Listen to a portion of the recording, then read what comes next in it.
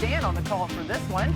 He's here with us now. Josh Allen and the Bills. Highlight moments of his young career. 81, beautiful blocking up front, really nice on the perimeter. But just his speed and strength down the field, what a great start for that offense. Falcons leading 21-7 at home. 15 seconds left, and Josh Allen trying to make something happen, but throws the interception to D. Alford. Falcons lead 21-7 at halftime. Let's go to the third quarter. Same score. Bills inside the red zone. Allen to Ray Davis for the touchdown. You had to like it if you were a Buffalo Bills fan. The way that the Bills came out in the second half, marched right down the field and got it back within one score. The Bills in striking distance and under a minute left. Bills trailing now 24-14 inside the red zone. Allen's throw right here, tipped, intercepted by D'Angelo Malone. Allen's second interception of the game. The Falcons win 24-14. Here's Josh Allen after the game. It sucks when you feel like two-thirds of your teams, the offense and the defense, are doing their job, and you're the team not to pull your weight. It sucks. So again, gotta get in the film room and learn from our mistakes and move on. All right, we'll get to the Bills in a little bit as we welcome you in. Glad you're with us today. Dan, Nina, Graz, we're all here. And Dan, you were on the call for the game. As I said, what was your big takeaway from this Falcons win over Buffalo at home? Yeah, that young talent is starting to really learn how to play NFL football. I fully expect Bijan Robinson to be at or very near the top of the MVP list come November. I think if you're an NFC playoff team, if you're the Philadelphia Eagles, if you're the Los Angeles Rams, the Minnesota Vikings, can you stop the outside zone? That's unapologetically who this football team is with their two backs, Robinson and Algier. And if you defensively can't corral that, can't set the edge, can't run through the backside of the gaps and tackle very well, this team's going to be a problem.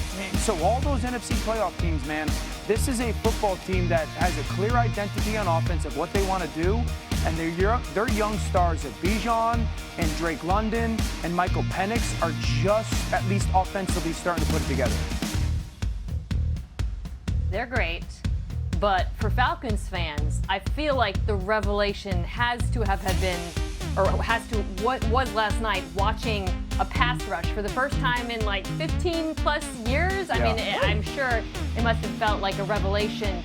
Watching back some of those pressures, the two players who jumped out to me on tape list for quite some time, and they had a 44% pressure rate, made a ton of sense, by the way, leaning into that, because Caden Ellis, I think, is one of the best blitzing linebackers in football. But the other thing that really jumped out to me, Dan, watching them, is not only were they able to pressure Allen, they were able to contain him while they were blitzing. And Ellis in particular, my goodness, it wasn't him hanging back and spying. He was coming as a rusher, but then keeping eyes on Allen. And there were so many moments where in the past you felt like, oh, Allen's going to take off, he's going to scramble for a first down. And the backers were able to track him down. Just an outstanding performance by those two as part of what I'm sure for Falcons fans is a very exciting night. Yeah, I totally agree with the defense. They were in conversation. They were very clear. We're going to go after this offense. And I go back to the first touchdown. It was really the only touchdown pass for the game for Josh Allen in the first half. 3rd and forever. They play zone. They 4-man rush him. He's got all day to throw. From that moment on, it was like, hey, we're going to go after you. I think you saw how much A.J. Terrell matters to that defense. Jalen Walker also attached with Ellis as a spy and a rusher.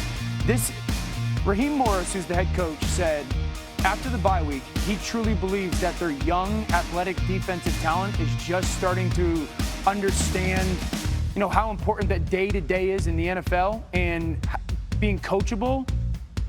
They're talented as anybody on defense when it comes to speed and athleticism. Yeah, and they are young, which I think that's really important. They can all kind of grow up together, which is maybe scary for their opponents. Roz, 2 straight losses for the Bills. Are some changes on the horizon in Buffalo? Yeah, they're heading into the bye week now, Laura. I think they'll sort of get in the lab as coaches and figure out how they need to adjust this offense. Ever since Joe Brady took over as the offensive coordinator midway through the 2023 season, this offense has been extremely disciplined and extremely run-heavy and averse to turnovers. They turned the ball over 8 times total last year in 20 games, counting the postseason. So now they're turning it over again. Now teams are going after Josh Allen. They've figured out how to contain him. They're not scared of getting beat on the back end. Bills may have to make some adjustments that require them to take more shots down the field. And with 3 weeks till the trade deadline, Laura, I think this is a team that I wouldn't be surprised to see them on the hunt for an offensive playmaker that could help them down the field. I know Brandon Beane, their GM, gets annoyed when people talk about how they don't have a number one wide receiver, but it doesn't seem like the Falcons were too scared of anybody beating them down the field last night. Yeah, you're absolutely right. This team actually, the offense, reminds me a little bit of the Ravens a few years ago, where if they can't run the ball in dominant fashion, that's both the back and the quarterback, then the exact same situation that we're seeing Josh Allen right now. If I'm Buffalo, I'm calling New Orleans. Rashid Shaheed, maybe Chris Olave, that one seems a little bit less likely. Yeah. But they absolutely need downfield speed, because right now this group, they were affected by the absence of Kincaid and Palmer, but I still think that they need more. I agree with you that it's worthy to add downfield speed. I think that can be true, while also being real. They were down 8 starters for most of that football game last night on both sides of the ball, so yes, they're going to have to play better defensively. They're going to have to be more gap sound. They're going to have to tackle better. But they also have to get a lot of their weaponry back to really gauge where this defense and really where the team is as a whole. All right, we'll keep an eye on that in the trade deadline coming up soon, early November. Let's go to the other Monday night matchup. Commanders hosting the Bears on Monday Night Football. We're actually going to pick it up in the third quarter for this game. The Commanders at this point, you see the two quarterbacks there. Of course, they're familiar with each other, 1 and 2 in the 2024 draft. Commanders trail 13-7. Jayden Daniels getting back in it, connecting with a wide open Luke McCaffrey for 6 points. Commanders leading 17-16. Early fourth quarter, same score, 1-point game, and Daniels to Zach Ertz, Dan. Yeah, Zach Ertz really came on for their pass game. Obviously, no Terry McLaurin. You saw Jayden Daniels consistently looking for Ertz in critical moments. Ensuing Bears drive, Caleb Williams finds DeAndre Swift. DeAndre Swift in this Bears run game finally got going last night. 3rd and 5. I love the little subtle motion. You're using the leverage of the defender to essentially pick himself, get the ball to a playmaker in space. He does the rest. Now the Bears only trail by 2. Late fourth quarter, Commanders with the ball, same score, and Daniels handing it, trying to Jacory Crosby-Merritt, but they fumble the exchange.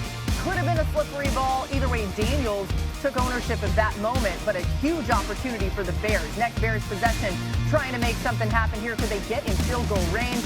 Swift gets the carry, the big gain, and now they are in field goal range. Jake Moody, who just joined the team, he's got an opportunity to win this thing, and sure enough, Jake Moody nails that kick. The Bears win 25-24. We talked to Caleb Williams after the game, and